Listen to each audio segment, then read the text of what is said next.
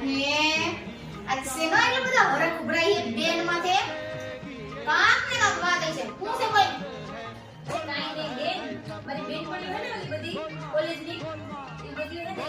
picture જોવા જાય ઓહો વેંજી એટલે મેડમ ને પિક્ચર જોવા જાવું છે તો મને ખાલી 2000 દિયો ને 2020 વાંધો નહીં જો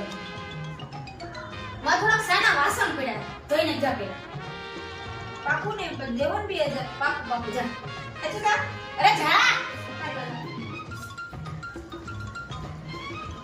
કાંઈ